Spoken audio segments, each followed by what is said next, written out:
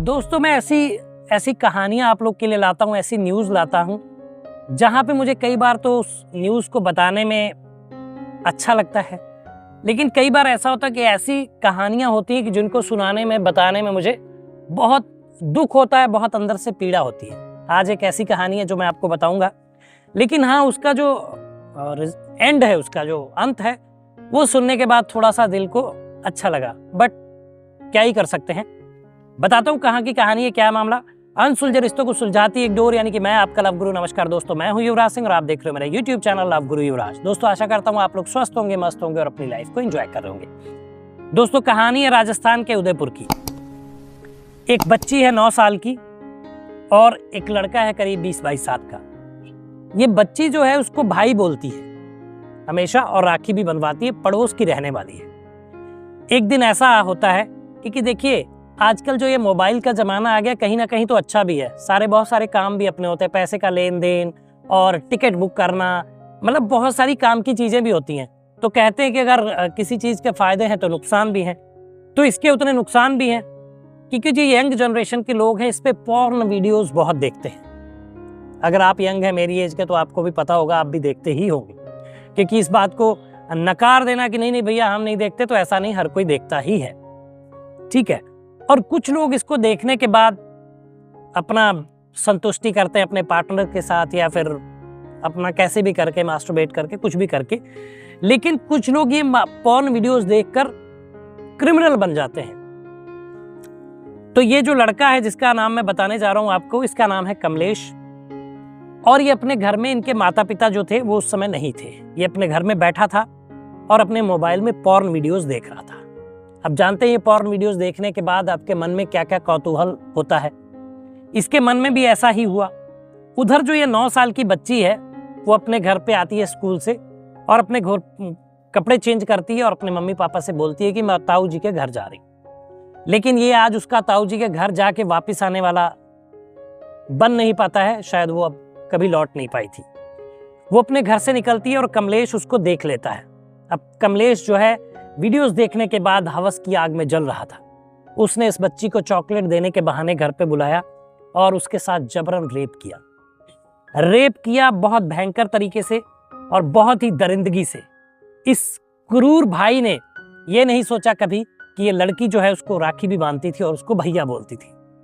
इसके ऊपर दरिंदगी और हवस इतनी ज्यादा हावी हो चुकी थी कि ये सारे रिश्तों को भूल गया और इसने जो है इस 9 साल की बच्ची के साथ रेप किया। रेप के बाद जब इनका खत्म हुआ ये हवस, तब देखा कि बच्ची हिल डुल नहीं रही है और बहुत सारा खून बह रहा है। तब इसने हिलाया और इसको समझ में आ गया कि बच्ची की जान जा चुकी है, बच्ची अब इस दुनिया में नहीं रही। अब इसने इस जुर्म को छुपाने के लिए अपना एक चाकू उठाया घर से और इसको बाथरूम में ले गया। ले जाने के बाद इसने उसके 10 टुकड़े किए। 10 टुकड़े करने के टाइम पर भी इसका जो दिल है वो कांपा नहीं। कितना बड़ा ये दरिंदा था इसका आप अंदाजा लगा सकते हैं। उसके बाद इस बच्ची को इसने बोरे में भरा और तब तक इसके माता पिता घर आ जाते हैं। उनको ये बात बताता है कि ऐसी गलती इससे हो गई है। माता पिता इसको डांटते हैं, लेकिन कहते हैं कि औलाद निकम्मी हो या कैसी भी हो, माता पिता जरूर उनका साथ देते हैं क्योंकि उन्होंने उनको पैदा किया है। माता पिता इसके साथ देते। उस बोरे को ये लोग लेके जाते हैं, खंडर में फेंक देते हैं ताकि किसी को पता ना चले। इधर जब शाम तक बच्ची घर नहीं लौटती तो जांच पड़ताल शुरू होती है। पुलिस को बताया जाता है। पुलिस जो है डॉग स्क्वाड की मदद से, उदयपुर की पुलिस बच्ची को ढूंढने के लिए कवायद शुरू करती है और वो बोरा उनको मिल जाता है खंडर में, जहां पे वो बोरे में मृत और 10 टुकड़े हुए उस बच्ची की लाश के पड़े थे। सारी चीजों का पता किया जाता है। आप देखते हैं कि कहां कहां बच्ची गई थी। तो पता चलता है कि इस कमलेश नाम के दरिंदे ने उसके साथ दुष्कर्म किया और उसके 10 टुकड़े करके बोरी में डालकर फेंक दिया। इसमें इसके माता पिता भी शामिल थे। रिपोर्ट दर्ज होती है, इसको पकड़ लिया जाता है और जेल भेजा जाता है।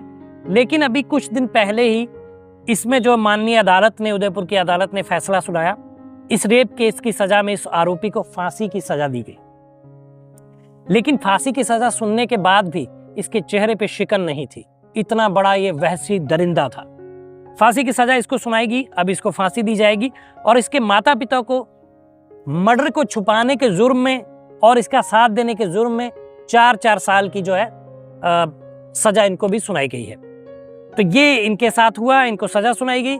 लेकिन वो कहता है कि मेरे ऊपर दबाव था, मेरे माता पिता ने दबाव बनाया, मैंने इस बच्ची को नहीं मारा है और ना ही मैंने ऐसा इसके साथ रेप किया। लेकिन कहने की बात यह है, ये तो सारी चीजें क्लियर हो चुकी हैं कोर्ट में कि इसने बच्ची के साथ दुष्कर्म किया और उसके 10 टुकड़े करके बोरी में भर के फेंका है। लेकिन सुकून की थोड़ी सी बात यह है दोस्तों कि इसको उम्र कैद ना सजा देते हुए उदयपुर की माननीय अदालत ने इसको फांसी की सजा सुनाई है। तो दोस्तों ये कहानी थी। अगर आपके आसपास भी कोई इर्द गिर्द कोई ऐसी कहानी है या आप किसी प्यार की समस्या में, तो नीचे व्हाट्सएप नंबर फ्लैश हो रहा है, उस पर आप मैसेज कर दीजिए। वीडियो के माध्यम से मैं आपको परेशानी से बाहर निकालूंगा। तो दोस्तों बताइएगा वीडियो कैसा लगा, कमेंट करिए, शेयर करिए, चैनल को सब्सक्राइब करिए। मिलेंगे अगली वीडियो में, तब तक मुस्कुराते रहिए, खुश रहिए, क्योंकि जीवन बहुत छोटा है। धन्यवाद।